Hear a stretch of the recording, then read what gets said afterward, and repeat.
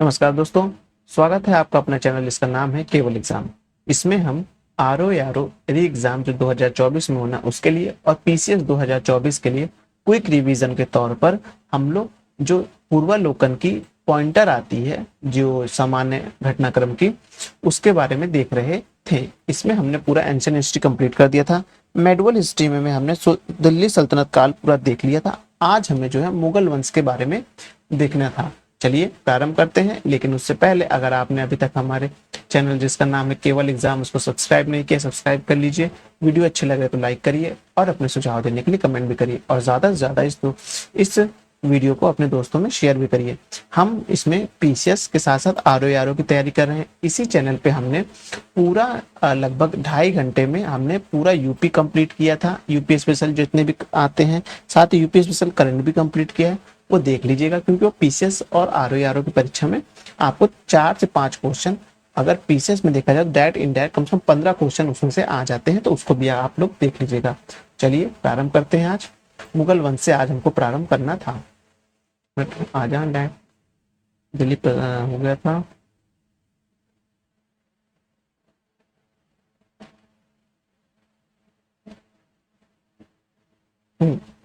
ये आ गया मुगल वंश। अब इसको हम काफी जूम करेंगे कि आपके जो डिस्प्ले आएगा मोबाइल में वो काफी अच्छा दिखाई दे।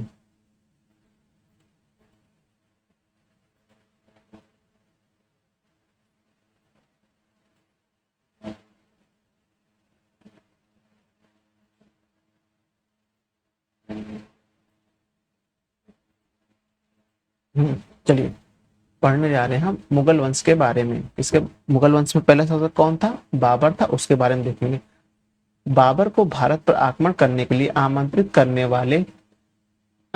वालों में से एक आलम खान था, जो इब्राहिम लोदी के संबंधित था तथा वह दिल्ली की राज सिंहासन को दावेदार था। तो देखिए, जो आलम खान था उसने इसलिए आमंत्रित किया था बाबर को कि वह आए और क्या कहते हैं इब्राहिम लोदी को हरा दे। और उसके मन में यह था कि इब्राहिम लोदी जब हार जाएगा तो बाबर उस वक्त थोड़ा यहाँ पर लूटपाट करेगा और कुछ अपने सामान लेगा और वापस अपने देश लौट जाएगा। तो उसके बाद जब वह इब्राहिम लोदी मर जाएगा तो उसके बाद आलम खान दिल्ली के गद्दी पे बैठ जाएगा। इसीलिए आलम खान ने बाबर को यहाँ बुलाया था। अब उसके दूसरा प्रश्न देखते हैं। मध्यकालीन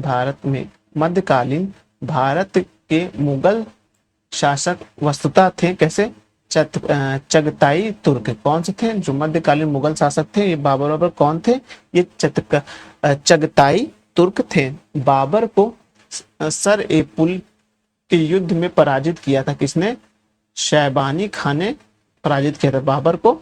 सर ए पुल के युद्ध में किसने पराजित किया था? शैबानी खान ने पराजित किया था। ये नया क्वेश्चन है, अभी तक प्रश्न में नहीं है, मतलब 1-2 बार आया हुआ है। ये रिपीट होने की संभावना हो जाएगी। पूछ लेगा सर ए पुल का युद्ध किसके बीच हुआ? तो बाबर के बीच हुआ और शैबानी खां के बीच हुआ, तो याद रखिएगा। अब जो देखिए यहाँ जो साइड से कट जाएगा ना, जो पीडीएफ बनाते वक्त वो जो नहीं दिखेगा तो उसको मैं पढ़ दूंगा अच्छे से, आप परेशान ना होइएगा उसमें। पानीपत का प्रथम युद्ध हुआ था कब? बाबर और इब्राहिम लोदी के मध्य 1526 में हुआ था। वह मुगल शासक जिसने भारत में ऑटोमन युद्ध पद्धति को अपनाया था वह बाबर था। ऑटोमन युद्ध पद्धति को अपनाने वाला पहला शासक कौन था? बाबर था। उसके बाद है पानीपत का प्रथम युद्ध, खानवा का युद्ध, प्लासी का युद्ध था। पानीपत का तीसरे युद्ध में से वह युद्ध जिसमें एक पक्ष द्वारा प्रथम बार तोप का उपयोग किया गया था वह था पानीपत का प्रथम युद्ध।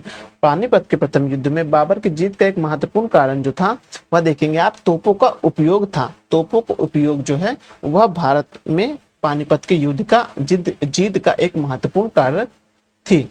बाबर की इब्राहिम लोदी पर विजय का कारण था तोपखाना था।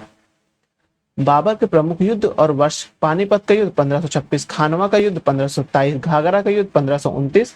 उसके बाद देखेंगे चंदेली का युद्ध जो है वो 1528 में है। इसको थोड़ा कुछ लोग ऐसे याद करते हैं कि बाबर आया, पानी पिया, खाना खाया, फिर चांदनी रात में कुछ ओढ़ के, घाघरा ओढ़ के सो गए, ऐसे कुछ याद किया जाता है। तो उसको आप ध्यान रखिएगा कि इतना याद रखिए, बाबर आया, खाना खाया, फिर नहीं सॉरी, बाबर आया, पानी पिया, खाना खाया, ऐसे करके याद करें, 2-3 याद कर लें तो अपने आप याद हो जाएगा। तो याद रखिएगा, पानीपत का युद्ध क्या कब होगा? 1526 में। खानवा का युद्ध होगा 1527 में। चंदेरी का युद्ध 1528 में। घाघरा का युद्ध 1529 में होगा। सबसे लास्ट में घाघरा का युद्ध होगा, याद रखिएगा। अब है बाबर के भारत में आने के फलस्वरूप क्या हुआ? इस क्षेत्र में तैमूरी यानी कि तिमोरिद राजवंश स्थापित हुआ। वह युद्ध जिसमें बाबर ने जिहाद की घोषणा की, वह था खानवा का युद्ध। बाबर के लिए सबसे जो खतरनाक युद्ध साबित हुआ था, मुश्किल युद्ध था, वो खानवा का युद्ध था, जो 1527 में लड़ा गया था। इसी में इसने जिहाद की अवधारणा दी थी, मतलब जिहाद की घोषणा की थी। पानीपत के युद्ध में बाबर की जीत का मुख्य कारण क्या थे? उसकी सैन्य कुशलता थी। बाबर खुद एक बहुत अच्छा सैनिक था और एक बहुत अच्छा सेनापति भी था। साथ ही साथ वह जो युद्ध कौशल था उसमें भी बहुत ही कुशल व्यक्ति था।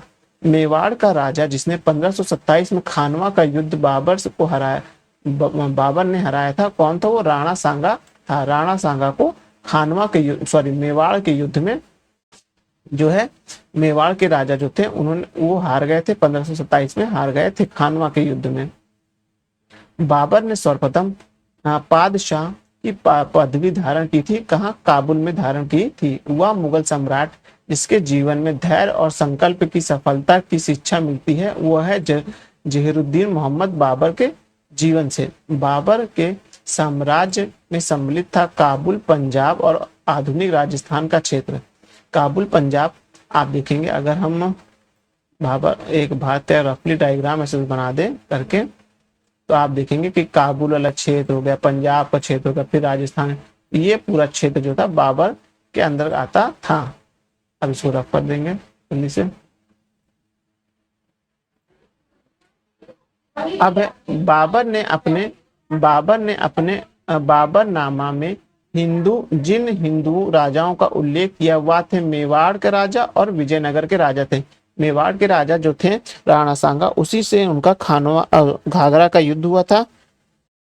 खानवा का युद्ध हुआ था, जो हम लोग ने देखा था अभी यहाँ पास, ये खानवा का युद्ध हुआ था।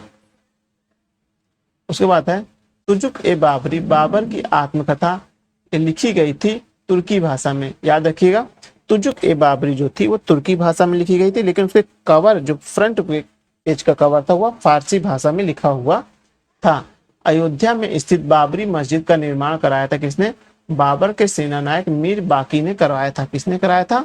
मीर बाकी ने कराया था। अयोध्या में स्थित बाबरी मस्जिद, जो अभी हाल ही में जिसका कहते हैं वहां पर बाबरी मस्जिद हटाकर मंदिर का निर्माण किया गया है, वो यही थी जिसको बाबर के दर पे किसने स्थापना करवाई थी उसकी? वह बाबर के सेनापति मीर बाकी ने करवाई थी। तो ये इंपॉर्टेंट क्वेश्चन, ध्यान रखिएगा।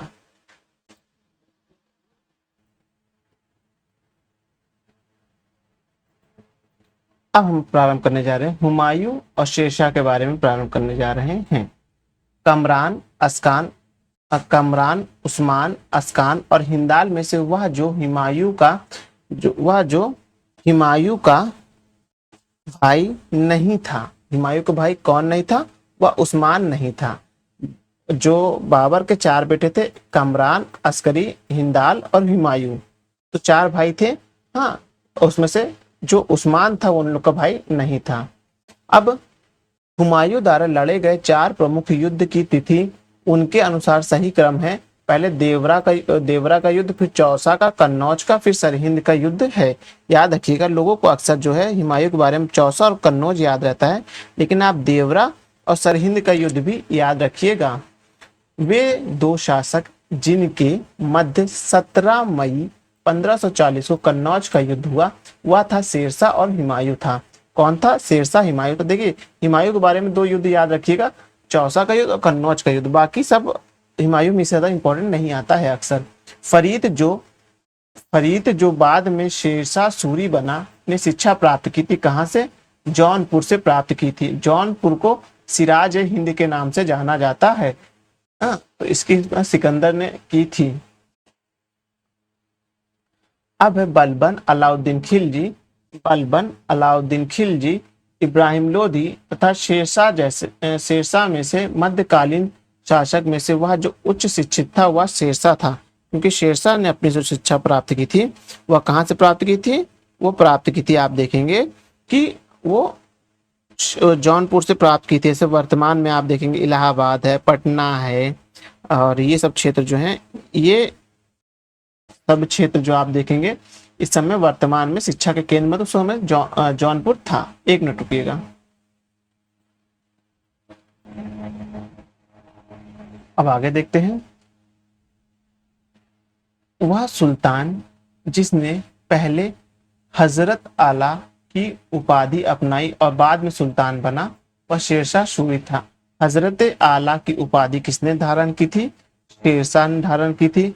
उसके बाद वह सुल्तान बना, तो इसलिए याद रखिएगा शेरशाह ने ये उपाधि धारण की थी।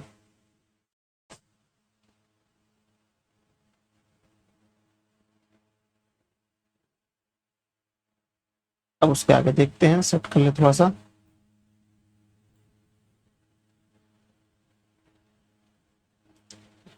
अब है एक मिनट, इसको और इधर करना पड़ेगा क्या, हाँ, कि शेरशाह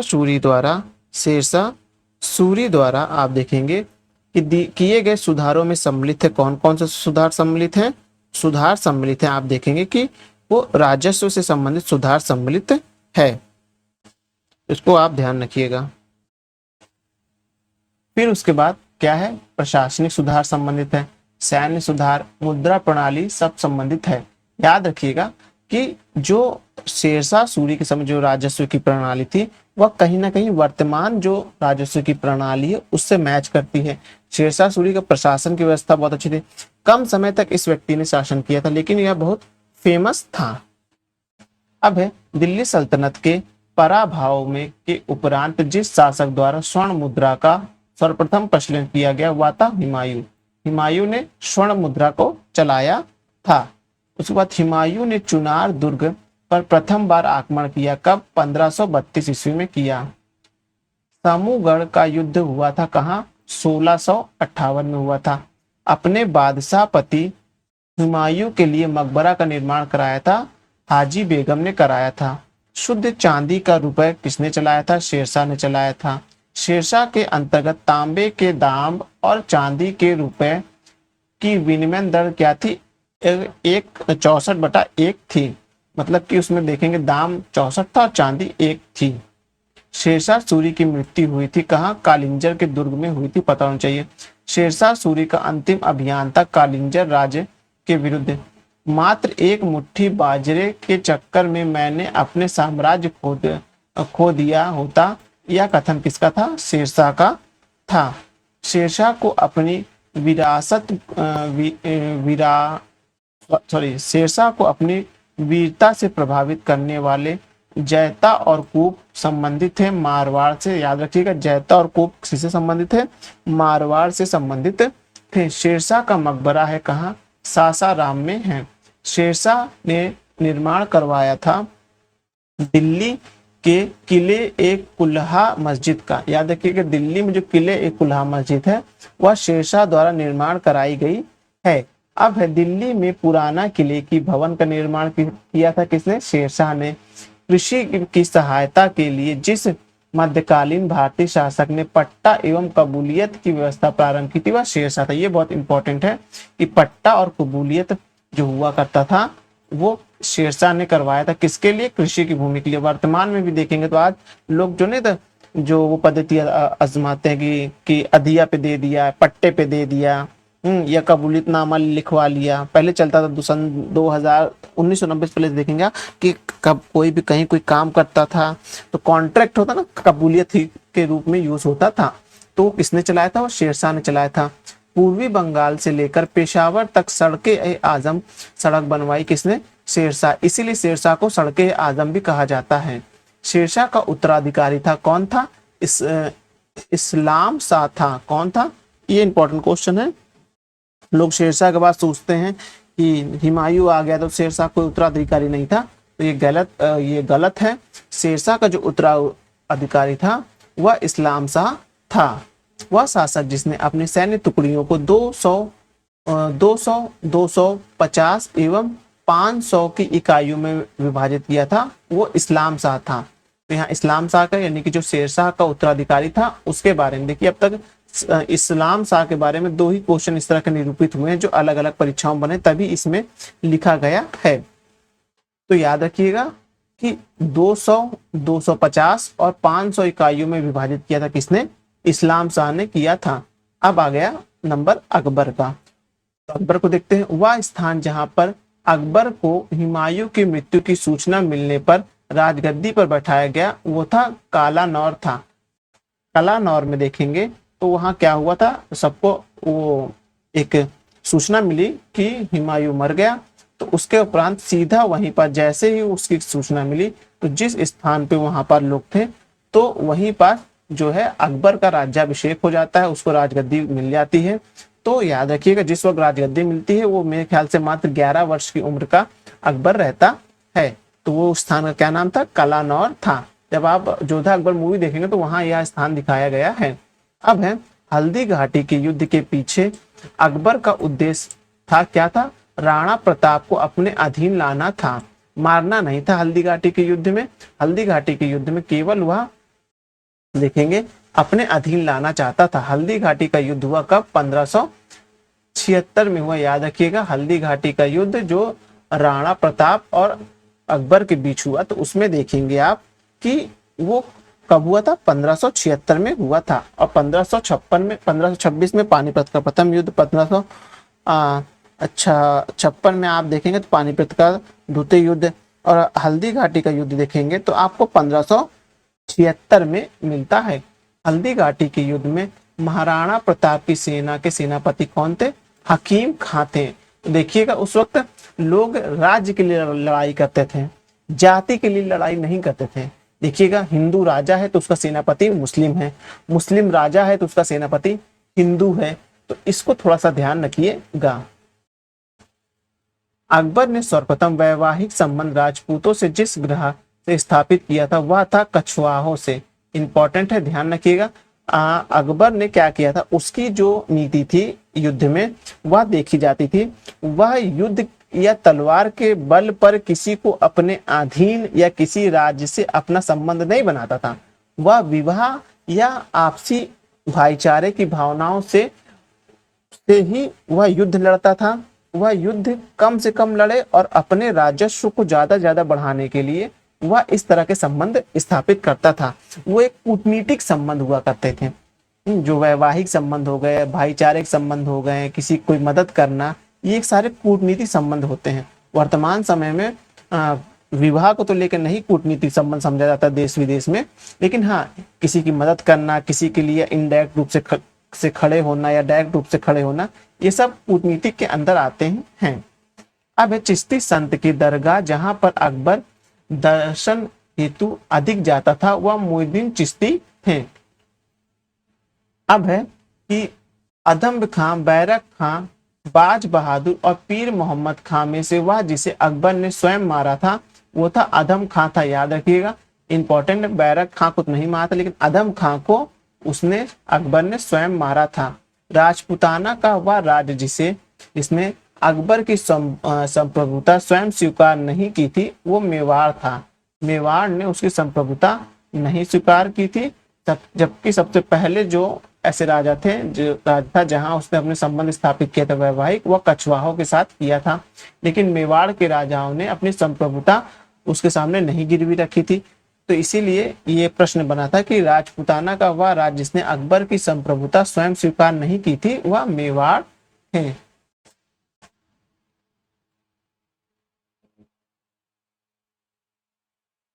अब वह राजपूत शासक जिसने मुगलों के विरुद्ध निरंतर स्वतंत्रता का संघर्ष जारी रखा और समर्पण नहीं किया, वह थे मारवाड़ के राव चंद्रसेन थे।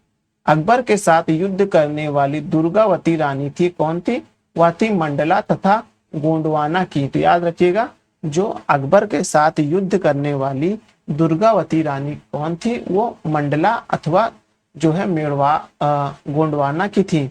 अबुल फजल की मृत्यु हुई थी कहाँ? शहजादा सलीम के कारण हुई थी। अबुल फजल की मृत्यु शहजादा सलीम के कारण हुई थी। अकबर की राष्ट्रीय साम्राज्य सिद्ध करने में सहायक तत्व थे प्रशासनिक एकता और कानून की एकरूपता, सांस्कृतिक एकता का प्रयत्न एवं उसकी धार्मिक नीतियां। अकबर को लोकप्रियता के कारण थे मनसबदारी प्रथा, भूमि, धार्मिक नीति, भू राजस्व व्यवस्था और सामाजिक सुधार।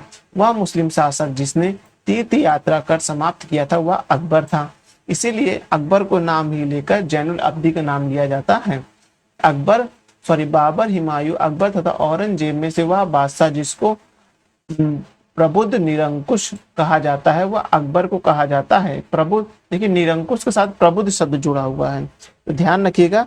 प्रबुद्ध निरंकुश किसे कहा जाता है? वह कहा जाता है अकबर को कहा जाता है। वह शासक जिसकी आज्ञा थी कि आदमी को एक ही स्त्री से विवाह करना चाहिए और वह तभी दूसरा विवाह कर सकता है जब उसकी पहली जो बीवी हो वो बंध्या हो, मतलब कि वह बच्चा पैदा करने में सक्षम ना हो। तो यह किसके वाक्य थे? वह अकबर के वाक्य थे। अकबर के बारे में सत्य कथन है। अकबर ने लड़कों और लड़कियों की विवाह की आयु का निर्धारण करने का प्रयास किया था। अकबर ने लड़कियों को अभिभावक के दबाव से अलग स्वयं की इच्छा से विवाह करने की स्वतंत्रता दी थी। ये देखिए, इसलिए कहते हैं जब भारत का इतिहास पढ़ा जाता है तो जहां एक और अशोक को पढ़ा जाता है तो वहीं दूसरी ओर नाम लिया जाता है कि अकबर का। बिना इन दोनों राजाओं का नाम लिए इतिहास में का उल्लेख ही नहीं कर सकते भारत का, क्योंकि ये इतने मतलब कि नवीन विचारधारा के थे जो वर्तमान में पीढ़ियों में सोच रही है, या अभी भी जो पिछली पीढ़ी है जो 1990 और 2000 की पीढ़ी है वह भी इसके बारे में नहीं सोच रही है जो अकबर ने आज से 700 साल पहले सोच लिया था। और जो अशोक था उसने करीब 2400 से 2500 साल पहले सोच लिया था, वह आज वर्तमान पीढ़ी भी सोचने में उतना सक्षम नहीं हो पा रही है। सोचिए उस समय उसने लड़के और लड़कियों की आयु का निर्धारण किया था। जो आप देखेंगे शारदा एक्ट देखेंगे भारत में तो उसमें इस बात का उल्लेख किया गया था। अभी हाल ही में लड़कियों की आयु जो है बढ़ाने की बात चल रही थी लेकिन ऐसा कुछ हुआ नहीं। हाँ, तो सोचिए उस वक्त उसने निर्धारित किया। उसके बाद लव मैरिज को जो उसने कहा था कि लड़की स्वतंत्र होकर अपनी इच्छा से विवाह कर सकती है, यह वर्तमान में प्रचलन में है लेकिन इसके लिए कोई कानून नहीं है, राज्यादेश नहीं है अभी तक भारत में। हाँ, लेकिन जो आप देखेंगे लिविंग रिलेशन उसको कुछ ना कुछ कहीं ना से कोर्ट से या कहीं से उसको थोड़ा प्रमाण उसके मिल रहे हैं या उसको वैध माना जा रहा है। अब हो गया, अकबर का शासन जाना जाता है क्षेत्रों को जीतने के लिए, अपनी प्रशासनिक व्यवस्था के लिए और न्यायिक प्रशासन के लिए। अकबर के शासन काल में पुनर्गठित केंद्रीय प्रशासन तंत्र के अंतर्गत सैनिक विभाग का प्रमुख कौन था? मीर बख्श था। अब है अकबरकालीन सैन्य व्यवस्था आधारित थी मनसबदारी व्यवस्था पर। मध्यकालीन भारत में मनसबदारी व्यवस्था लागू की गई थी स्वच्छ प्रशासन सुनिश्चित करने के लिए। अकबर द्वारा दीवान का पूर्ण रूपेण दर्जा दिए जाने वाले प्रथम व्यक्ति थे कौन से? मुजफ्फर खां थे। याद रखिएगा, अकबर द्वारा दीवान का पूर्ण रूप दर्जा देने वाले प्रथम व्यक्ति किसको दिया था? वो मुजफ्फर खां को दिया था। अकबर ने जिस मनसबदारी प्रणाली को लागू किया वह उधार ली गई थी किससे? मंगोलिया के प्रचलित प्रणाली थी। कहाँ की थी? मंगोलिया की थी। हाँ, इसी से थोड़ा सा भारत में भी प्रणाली मैच करती थी जिसका नाम इक्ता था, लेकिन उसमें और इसमें थोड़ा डिफरेंट था। तो इसीलिए मंगोलिया से उसने यह जो एक प्रणाली थी उससे लिया था, मनसबदारी व्यवस्था लिया था। अकबर के काल में हर 10,000 घुड़सवार सैनिकों के लिए मनसब को रख रखाव करना पड़ता था 20 घोड़े का। जब्ती, दहसाला, नसक तथा कानकूट में से वह कर व्यवस्था जिसे बंदोबस्त व्यवस्था के नाम से जाना जाता है वह था दहसाला व्यवस्था। याद रखिएगा, बंदोबस्त व्यवस्था किससे संबंधित है? दहसाला से है। अकबर के काल में भू राजस्व व्यवस्था की एक प्रसिद्ध नीति आईने ए दहसाला प्रसिद्ध निर्मित की गई थी टोडरमल द्वारा। तो जो भू राजस्व व्यवस्था थी दहसाला, हाँ, वो किससे संबंधित थी? वो टोडरमल से संबंधित थी। इसमें क्या होता है? जो भूमि का जो राजस्व होता उसको जो राजकोष में जमा किया जाता था। इसे आईने दहसाला कहा जाता था, जिसके निर्माणकर्ता टोडरमल थे। आज भी कहीं ना कहीं इसका भी उपयोग चल रहा है। जब्ती प्रणाली उपज थी किसकी? अकबर की। भू राजस्व प्रशासन के क्षेत्र में शेरशाह एवं अकबर के मध्य नैरतन की कड़ी थी। कौन थी? टोडरमल थी। शेरशाह और अकबर के बीच जो कड़ी बने तो टोडरमल को मानी जाती है। अकबर ने दीन इलाही आरंभ किया था। 1582 में एक धर्म था दीन इलाही, इसको प्रारंभ किया था। वह इतिहासकार जिसे दीन इलाही का को एक धर्म कहा, वह था मोहसिन फानी ने। याद रखिएगा, वह इतिहासकार, एक इसमें इतिहासकार की बात हो रही है, इसने दीन इलाही को धर्म कहा था, वह मोहसिन फानी ने कहा था। याद रखिएगा। इबादत खाने का निर्माण करवाया था किसने? अकबर ने कराया था। फतेहपुर सीकरी का इबादत खाना था वह भवन जिसमें विभिन्न धर्मों के विद्वानों के साथ अकबर चर्चा करता था। फतेहपुर सीकरी में स्थित वह इमारत जो शान फतेहपुर कहा जाता है, वह है जामा मस्जिद।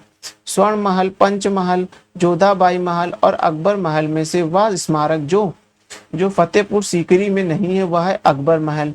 दिल्ली में स्थित वह ऐतिहासिक स्मारक जो भारतीयों और फारसी वास्तुकला शैली का उदाहरण है, वह है हुमायूं का मकबरा। हुमायूं का मकबरा जो है वो भारतीय और फारसी वास्तु शैली का एक अच्छा उदाहरण माना जाता है। सुलह कुल का सिद्धांत प्रतिपादित किया था अकबर ने किया था। अकबर द्वारा अपनाई गई सुलह कुल यानी सार्वभौमिक शांति और भाईचारे की अवधारणा आधारित है राजनीतिक उदारता, धार्मिक सहनशीलता और उदारवादी सांस्कृतिक दृष्टिकोण का। वह मुगल बादशाह जिसके विरुद्ध जौनपुर से फतवा जारी हुआ था, वह था अकबर। वह मुगल बादशाह जिसके विरुद्ध जौनपुर से फतवा जारी किया गया था, वह अकबर था। अकबर ने कहा था बुलंद दरवाजा बनवाया था फतेहपुर सीकरी में। तो बुलंद दरवाजा कहाँ है? फतेहपुर सीकरी में। किसने बनवाया था? अकबर ने बनवाया था। जहांगीर, शाहजहां, हुमायूं और अकबर में से वह मुगल सम्राट जिसने शिक्षा संबंधित सुधार किए थे, वह अकबर था। वह स्वयं तो पढ़ा लिखा नहीं था, लेकिन उसे खुद शिक्षा में सुधार किया था। अकबर द्वारा अकबर द्वारा बनाई गई श्रेष्ठतम इमारतों में पाई जाती है फतेहपुर सीकरी कैसी जो है वो श्रेष्ठतम इकाई में से गिनी जाती है। अब है अकबर के शासन में इलाहाबाद में 40 स्तंभ युक्त मंजिल के निर्माण में 5,000 से 20,000 लोगों ने 40 साल तक काम किया था। यह कथन किसका है? विलियम फिंच का है। अकबर द्वारा बनाई गई वह इमारत जिसका नक्शा बौद्ध विहार की तरह है, वह है पंचमहल है। जहांगीर महल स्थित है कहाँ? आगरा में। दिल्ली का लाल किला, आगरे का किला, इलाहाबाद का किला, लाहौर का किला में से वह किला जिसका निर्माण अकबर के राज्य काल में नहीं करवाया गया था, वह था दिल्ली का लाल किला था। दिल्ली का लाल किला जो है वह आप देखेंगे अकबर के द्वारा निर्मित नहीं है। बाकी आप देखेंगे कि आगरे का किला, इलाहाबाद का किला, लाहौर का किला जो था वह अकबर के काल में। दिल्ली, इलाहाबाद और लाहौर के किले की एक खास बात बताई जाती है कि यह कहीं ना कहीं अंदर से एक से मिला हुआ है।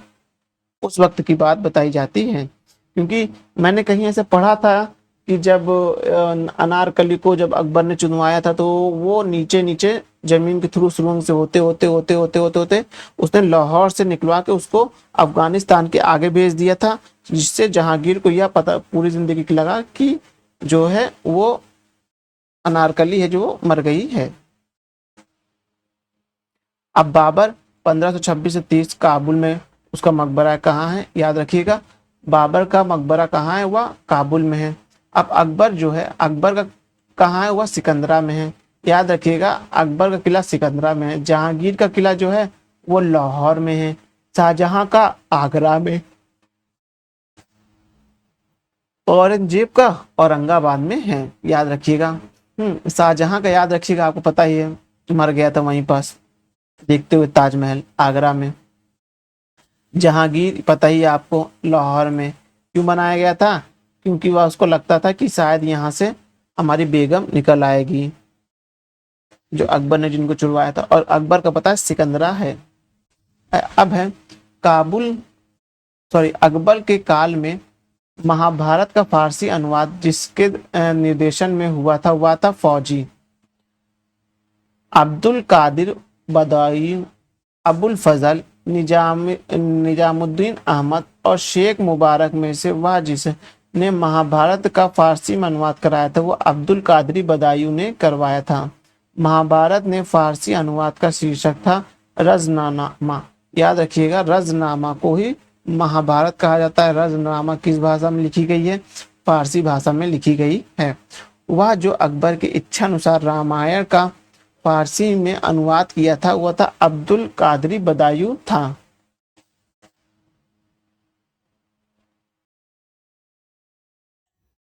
अब उसके आगे बढ़ेंगे।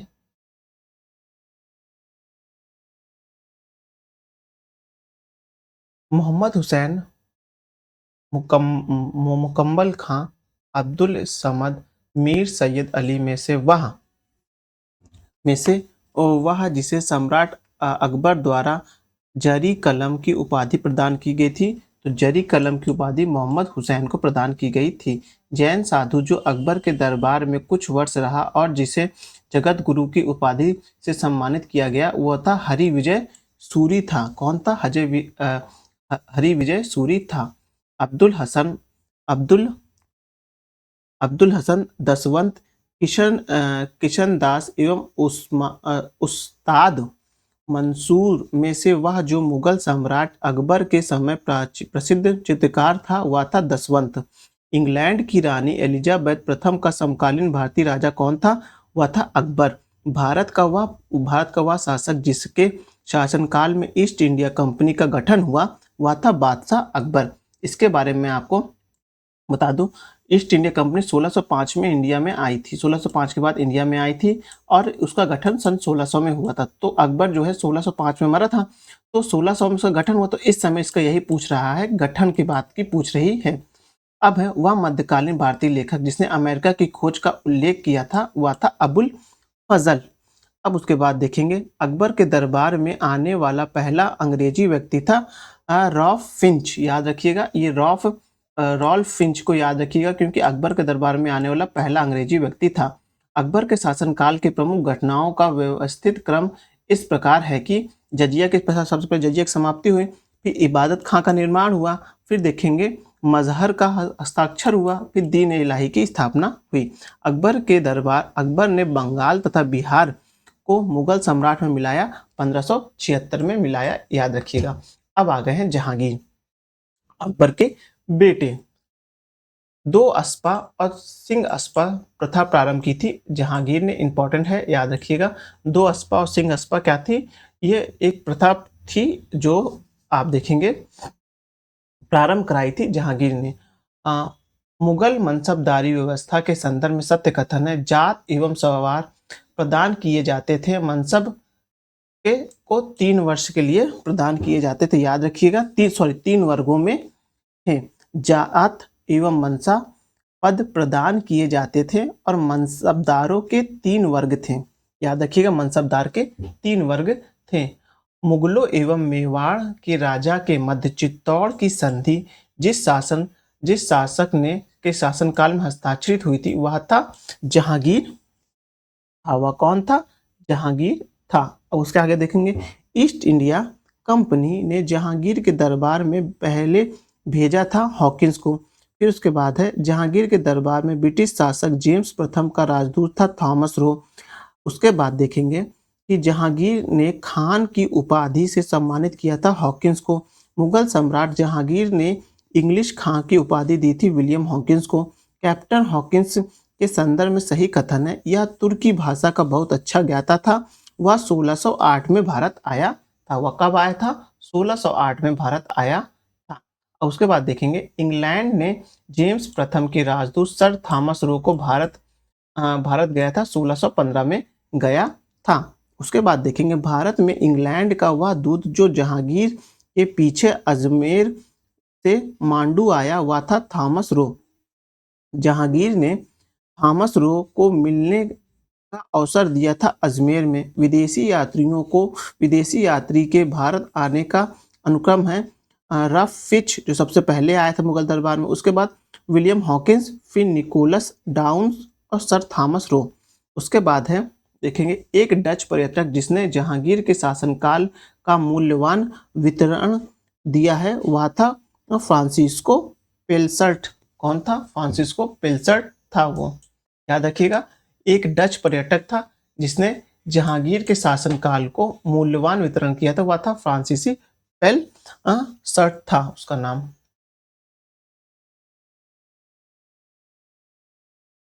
अब उसके बाद देखेंगे वह मुगल शासक जिनका मकबरा भारत में नहीं था, वह है जहांगीर एवं बाबर तथा बहादुर शाह जाफर।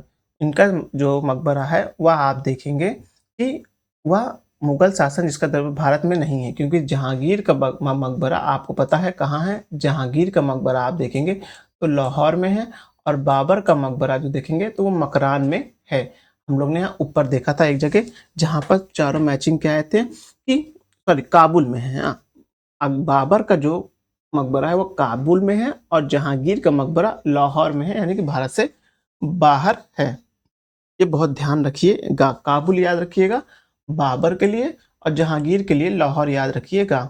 वह मुगल चित्रकला अपनी पराकाष्ठा पे पहुंची जहांगीर के शासनकाल में। चित्रकला की बात हो रही है, वास्तुकला की नहीं। चित्रकला जो थी सबसे अच्छी वह जहांगीर के काल में होती थी। जहांगीर ने नादिर उज जमा की उपपदवी धारण की थी अबुल हसन को। वह चित्रकार जो नादिर उल अस्त्र की उपाधि प्रदान किया था वह था मंसूर। जहांगीर के दरबार में पक्षियों का सबसे बड़ा चित्रकार था कौन? मंसूर था। मुगल बादशाह में से वह जिसने अपनी आत्मकथा फारसी में लिखी थी वह था जहांगीर। और जो आप देखेंगे बाबर का था वो तुर्की भाषा में था। अबुल फजल के हत्यारों को पुरस्कृत किया गया था जहांगीर ने। जो अबुल फजल के हत्यारों को पुरस्कृत किया किसने? जहांगीर ने। जहांगीर के विरुद्ध विद्रोह किया था खुर्रम, महावत खां और खुसरो ने किया था। जहांगीर के खिलाफ विद्रोह किसने किया था? खुर्रम ने किया था, फिर महावत खां ने और फिर खुसरो ने किया था। खुर्रम कौन था ये बताइएगा आप। खुसरो जिन मुगल बादशाह का पुत्र था वह था जहांगीर। कौन था? जहांगीर खुसरो था। नूरजहां गुट यानी कि जुनता दल, पूछेगा जुनता दल क्या था तो नूरजहां का गुट था वह। ये प्रमुख सदस्य थे अहमदुल्ला या मिर्जा गियास बेग जो नूरजहां का पिता था, फिर अस्मात बेगम जो नूरजहां की माँ, और आसफ खान नूरजहां का भाई, और शहजादा खुर्रम यानी कि शाहजहां। ये आ गया खुर्रम, देख लीजिए ये आया। अहमदुल्ला का मकबरा आगरा में बनवाया था किसने? नूरजहां ने बनवाया था, क्योंकि इसका यह पिता था। इसका नाम मिर्जा गियास बेग भी था। फिर है प्राचीनकारी यानी कि पिट्रा चूरा संबंधित है। यह दीवारों के अर्ध कीमती पत्थर जड़कर फूलों की नक्काशी की जाती थी।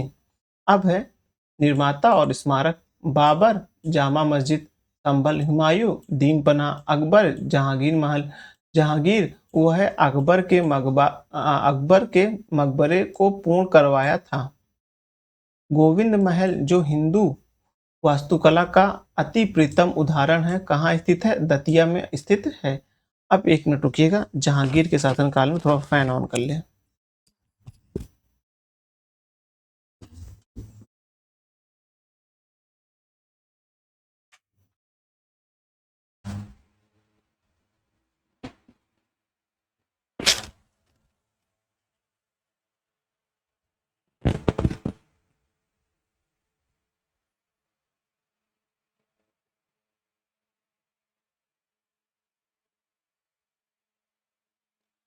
शाहजहां के बारे में कहें, ईरान के शाह और मुगल शासकों के बीच झगड़े की जड़ थी कंधार।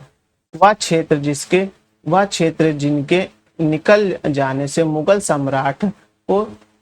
सम्राट को सामरिक महत्व के दृष्टि से केंद्र की दृष्टिकोण से एक बड़ा धक्का लगा हुआ था कंधार। शाहजहां के बल्ख अभियान का उद्देश्य था काबुल की सीमा से सटे बल्ख और बदखा में एक मित्र शासक को लाना। वह कवि जिसने बनारस और इलाहाबाद की तीर्थ यात्रा कर की समाप्ति के लिए मुगल बादशाह के सामने बनारस के पंडितों का नेतृत्व किया था, वह था कविंद्राचर। कौन था? कविंद्राचर था। अब है मुगल शासक जिसने बनारस के संस्कृत और हिंदी के महान विद्वान कवि कविता चंद्र सरस्वती की राज की संरक्षण प्रदान किया था, वह था शाहजहां ने प्रदान किया था। अब उसके आगे वह जो शाहजहां के शासनकाल का राजकवि था वह था कलीम यानी जलीही अब्दुल जहील था। मुमताज महल का असली नाम क्या था? वह था अर्जुबंद बानो बेगम था। याद रखिएगा, मुमताज का नाम अर्जुबंद बानो बेगम था। अब है ताजमहल, लाल किला, पंचमहल तथा शेरशाह के मकबरे में से वह स्थापत्य जिसे हिंदू और ईरानी वास्तुकला का सर्वप्रथम समन्वय देखने को मिला, वह था ताजमहल। वह मुगल बादशाह जिसने दिल्ली की जामा मस्जिद का निर्माण करवाया था, वह था शाहजहां। वह मुगल बादशाह जिसने साम्राज्य की राजधानी आगरा से दिल्ली को हस्तांतरित की थी, वह था शाहजहां। शाहजहां ने आगरा से दिल्ली राजधानी लेकर गया था। स्मारक और निर्माता।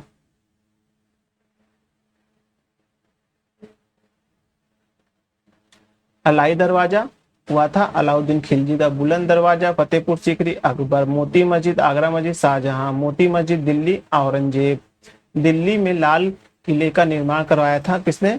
शाहजहां ने। याद रखिएगा, दिल्ली के लाल किले का निर्माण शाहजहां ने करवाया था। इलाहाबाद का किला, उसके बाद आप देखेंगे आगरा का किला, फिर उसके बाद लाहौर का किला, ये सब किसने बनवाया था? ये सब अकबर ने बनवाया था। लेकिन दिल्ली का लाल किला, जिससे हम देखेंगे कि प्रधानमंत्री और देश के राष्ट्रपति जिस पूरे देश को संबोधित करते हैं, वो शाहजहां ने बनवाया था। अब है उपनिषदों का फारसी में अनुवाद जिस मुगल सम्राट के शासनकाल में हुआ था, वे थे शाहजहां। शाहजहां ने शाह बुलंद इकबाल की पदवी धारण की थी दारा शिकोह को। दारा शिकोह के उपनिषदों का फारसी में अनुवाद किया था शिरे ए अकबर यानी शिरे ए अकबर शीर्ष के अंतर्गत। दारा शिकोह की मूल संरचना थी मुअज्जम उल बहल यानी खुद देखेंगे मुअज्जम अल बहरीन। दारा शिकोह को जिस स्थान पर दफनाया गया था वह था दिल्ली। अमीर खुसरो। दारा शिकोह अमीर हसन एवं शुजा में से हिंदू धर्म ग्रंथों का अध्ययन करने वाला प्रथम मुसलमान था। कौन? दारा शिकोह था। B.A. Smith, J.S. सरकार तथा B.L. श्रीवास्तव में से वह इतिहासकार जिसने शाहजहां के शासनकाल में मुगल काल का स्वर्ण युग कहा जाता है, वो थे A.L. श्रीवास्तव थे। सुप्रसिद्ध कोहिनूर हीरा जहां शाहजहां को उपहार में दिया गया था मीर जुमला ने। याद रखिएगा, सुप्रसिद्ध कोहिनूर हीरा शाहजहां को उपहार में मिला था। किससे? मीर जुमला से मिला था। इस समय 1.5 साल पहले आपने न्यूज सुनी थी कि जो भारत सरकार है वो कोहिनूर हीरा वापस लेके आएगी कि जो इंग्लैंड से। तो अभी हाल ही में इंग्लैंड की महारानी का मृत्यु हुई थी, तो उसी दौरान ये चर्चा का विषय बना था। तो याद रखिएगा कि जो कोहिनूर हीरा शाहजहां को उपहार में कौन दिया था? मीर जुमला ने दिया था। अब है वह मुगल बादशाह जिसने बलबन द्वारा प्रारंभ किए गए दरबारी रिजवा सिजदा समाप्त किया था, वह था शाहजहां। दारा शिकोह, मुराद बख्श, शाहजहां, शाह शुजा तथा औरंगजेब में से वह जो शाहजहां के शासनकाल में अधिकांश समय तक दक्कन का गवर्नर रहा था, वो थे औरंगजेब थे। अब औरंगजेब के बारे में देख लेते हैं। फिर उसके बाद इसको खत्म ही कर देते हैं, आज पूरा ये मुगल काल खत्म करते हैं, फिर अगली बार दूसरा देखेंगे, ज्यादा नहीं बचा है। वह मुगल बादशाह जिसके दो बार राज्याभिषेक हुआ था, वह था औरंगजेब। औरंगजेब का 2 बार राज्याभिषेक हुआ था। धर्मात का युद्ध लड़ा गया था औरंगजेब और दारा शिकोह के मध्य। सही का क्रम है बिलग्राम का युद्ध 1540 में, सरनाल का युद्ध 1572 में, धर्मात का युद्ध 1658 में, अजाजाऊ का युद्ध 1707 में लड़ा गया था। मुगल बादशाह जो जिंदा पीर के नाम से जाना जाता है वह है औरंगजेब। मुगल शासक जिसने सर्वप्रथम ब्रिटिश के विरुद्ध संघर्ष किया था वह था औरंगजेब। औरंगजेब ने, एक मिनट रुकिएगा, औरंगजेब ने जोधपुर के शासक जसवंत सिंह को 1658 ईस्वी में धर्मात के युद्ध में पराजित किया था। धर्मात स्थित कहाँ? मध्य प्रदेश में है, याद रखिएगा। धर्मात का युद्ध कहाँ है? धर्मात स्थान कहाँ है? वह मध्य प्रदेश में। कब लड़ा गया था धर्मात का युद्ध? वह 1658 में लड़ा गया था। औरंगजेब और जोधपुर के शासक जसवंत सिंह से लड़ा गया था धर्मात का युद्ध।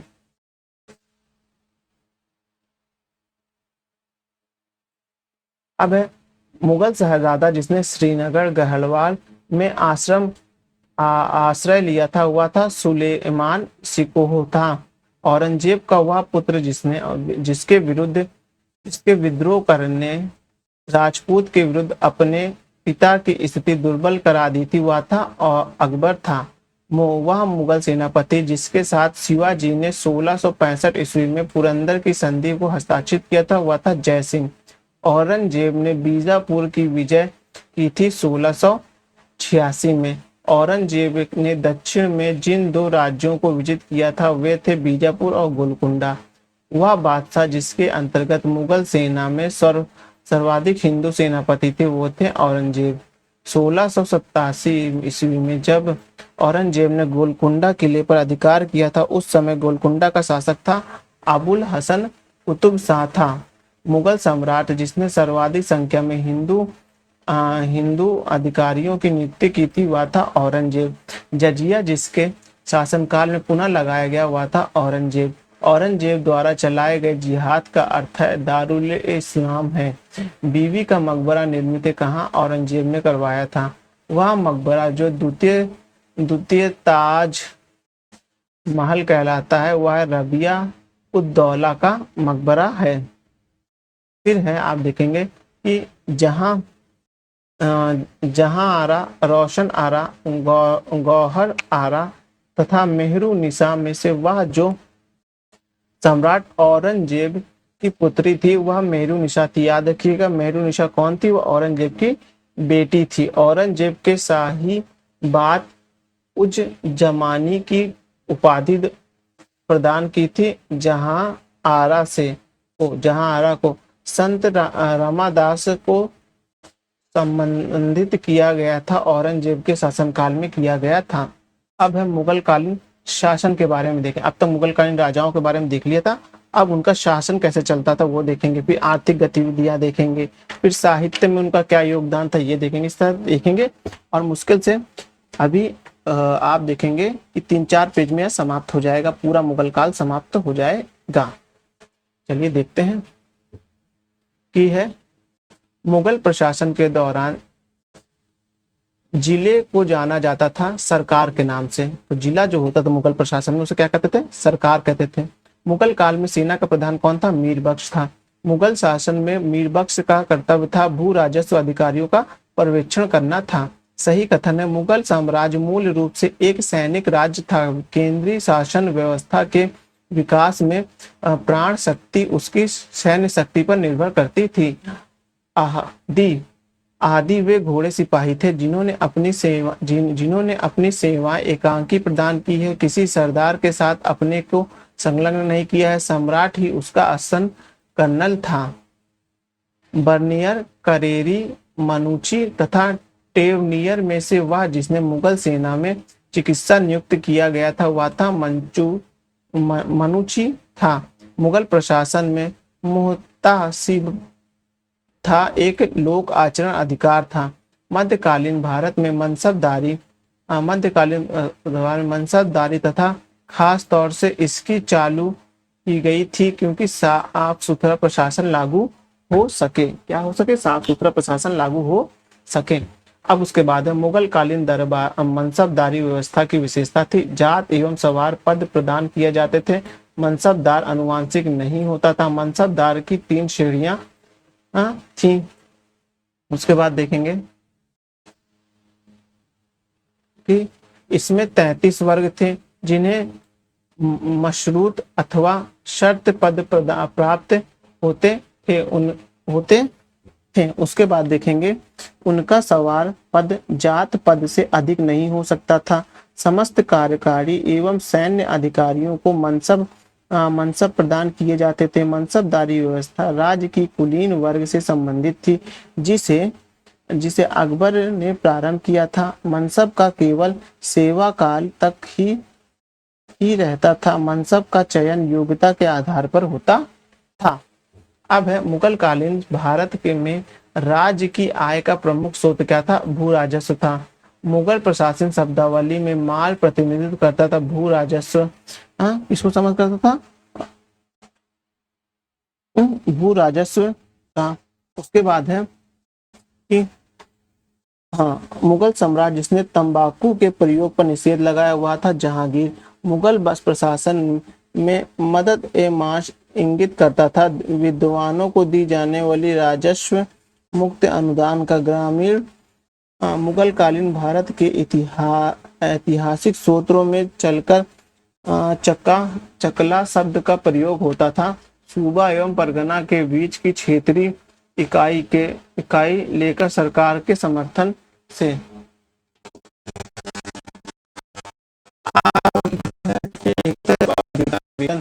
जागीर व वेतन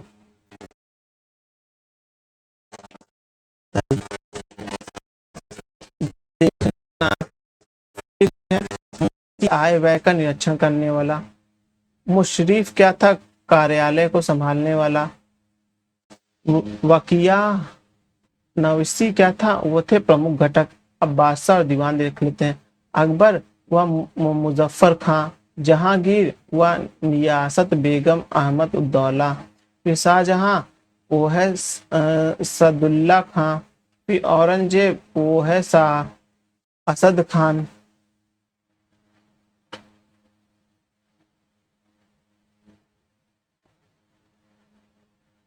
अब है औरंगजेब और असद खान के बारे में। सत्य कथन है कि शासक अकबर ने शेरशाह की तरह राज्य को स्थिर और प्रचलन के लिए नियमित करने का प्रयास किया। शेरशाह ने मुद्रा पद्धति के समान अकबर के समय समग्र के समय ताम्र का प्रमुख सिक्के चले। तांबा के प्रमुख सिक्के से आप देखेंगे अकबर के समय चले थे। वह जिसने राम सीता की आकृति और राम सियाई देवनागरिक लेखक युक्त कुछ सिक्के लाए हुआ था अकबर। किसने लाया था? अकबर ने लाया था।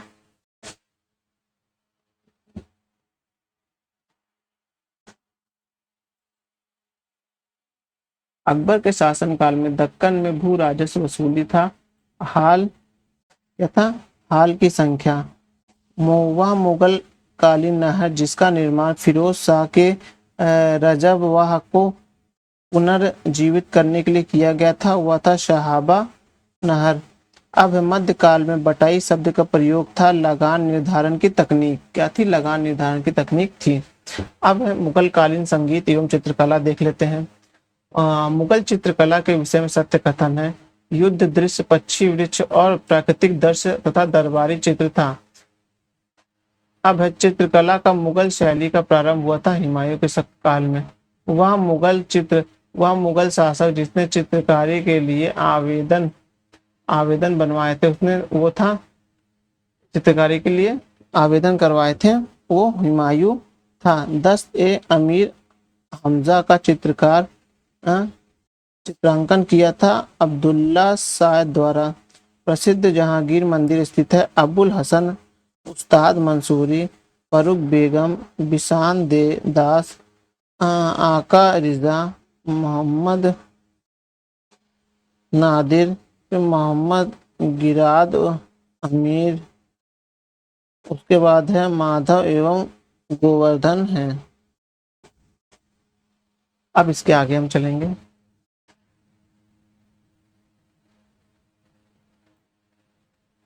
समय देख लें एक बार। इसको करने के बाद हम यहाँ पर रोकेंगे, उसके बाद हम आगे बढ़ेंगे। मुगल कालीन साहित्य से हम कल आगे बढ़ेंगे। मुगल चित्रकला की उन्नति थी जहांगीर के शासनकाल में। पहाड़ी school, Rajput school, Mughal school तथा कंगना स्कूल विभिन्न शैलियों को दर्शाते हैं चित्रकला का। इसके चित्रकला की है।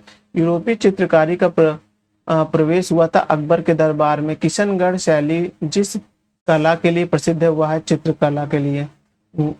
उसके बाद आप देखेंगे वह एक संगीत वादक जिसे बजाने में औरंगजेब दक्ष था, वह था वीणा। प्रातः काल में गाए जाने वाला राग तोड़ी कहलाता था। क्या कहलाता था? तोड़ी कहलाता था।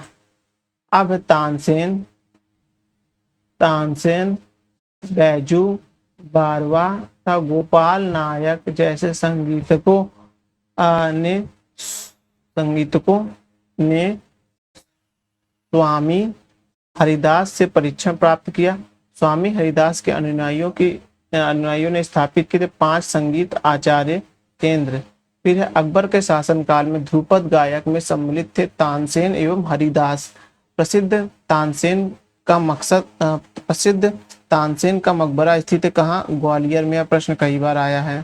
तानसेन का मूल नाम था रामतनु पांडे था। अकबर से पूर्व तानसेन को संरक्षण देने वाले राजा थे। वो कौन थे? भाटा का राजा रामचंद्र सिंह था। वह मुगल शासक जिसके लाल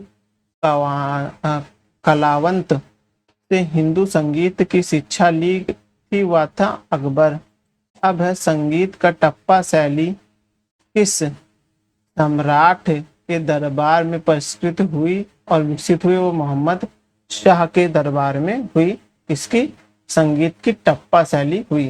तो अब हम लोग नेक्स्ट वीडियो में देखेंगे मुगल कालीन साहित्य के बारे में देखेंगे और पूरा मुगल काल इसी में समाप्त हो जाएगा। चलिए वीडियो ये समाप्त करते हैं, लेकिन उससे पहले अगर आपने अभी तक हमारे चैनल को सब्सक्राइब नहीं किया, सब्सक्राइब कर लीजिए। वीडियो अच्छे लग रहे लाइक करिए, अपने सुझाव देने के लिए कमेंट भी करिए और ज़्यादा से ज़्यादा यह वीडियो को लोगों में शेयर भी करिए। धन्यवाद।